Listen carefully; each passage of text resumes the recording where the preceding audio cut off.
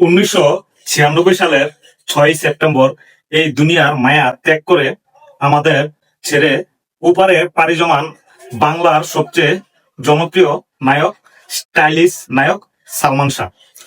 তাকে নিয়ে, তার মৃত্যুর ঘটনা নিয়ে অনেক রহস্য, কিন্তু এটার সত্য ঘটনা এখন পর্যন্ত কেউ উদ্ঘাটন করতে পারেনি। হয়তোবা দু একদিন আগে তার প্রিয় বন্ধু বাংলার আরেক খলনায়ক ডনকে এয়ারপোর্ট থেকে গ্রেপ্তার করা হয়েছে।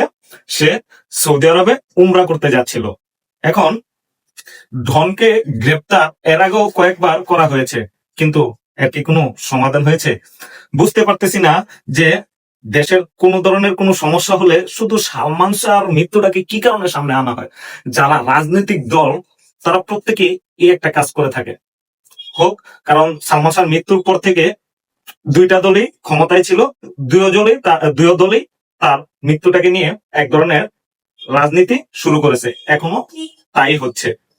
কারণ সালমান শাহর মৃত্যুটাকে যখন সামনে নিয়ে আসে, সালমান শাহর ভক্তরা, এই যে 30 বছর হয়ে গেছে, 3 দশক চলে গেছে, তার ভক্তরা কিন্তু এখনো আবেগ মানে সালমান শাহর প্রতি। কারণ তার মৃত্যুটাকে সামনে নিয়ে আসলে বাংলার দর্শকরা, সালমান শাহর ফ্যান ফলোয়াররা ভুলে যায় আসলে মানে তার সঠিক বিচারটা চায়। দেখেন, এই বর্তমান জেনজিরা তারা কিন্তু সালমান শাহকে ভালোবাসার কথা না, সালমান শাহকে দেখে নাই। সালমান শাহ শুধু মুভিতে অভিনয় দেখে এখনকার জেনজিরাও তার ভক্ত হয়ে গেছে। যদি তারা সালমান শাহকে দেখতো তাহলে কি হতো? দেখেন, সালমান শাহ মৃত্যুর রহস্যের পিছনে অনেকে বলতেছে এটা আত্মহত্যা, অনেকে বলতেছে পরিকল্পিত হত্যা, আবার অনেকে তার ওয়াইফ সামিরাকে দোষ দিচ্ছে, আবার অনেকে বলতেছে তার সহকর্মী শাবনুর এটার সাথে জড়িত। এটার কোনো, এরপর তো আরেকজন আছে আমাদের বাংলার আরেক বিলিয়নিয়ার বা মিলিয়নিয়ার আজিজ মোহাম্মদ ভাই, মানে তাদের নামগুলো উঠে আসে।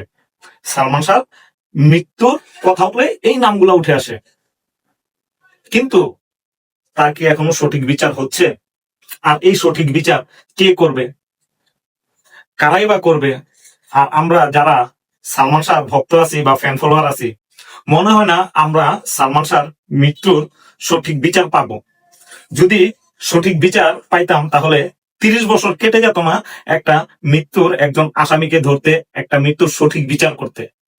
আমরা ওই আশাই সবসময় বাসাবাদী, কিন্তু আমাদের আর বাসা বাঁধা হয় না, বারবার আমাদের বাসা ভেঙে যায় আশায় থেকে।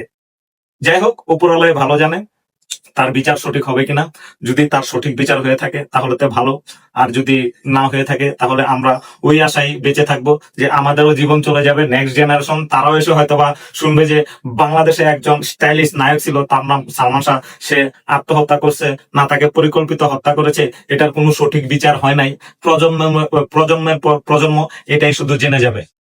তো কি আর করার, বাংলার এই ভঙ্গুর বিচার ব্যবস্থা, এটার কিছু করার নেই। আর এটার সঠিক, দেখেন প্রত্যেকটা মৃত্যুরই মানে যারা অ্যাক্টর বা ভাইরাল পার্সন, তাদের কিন্তু সঠিক বিচার হয় না, সঠিক বিচার।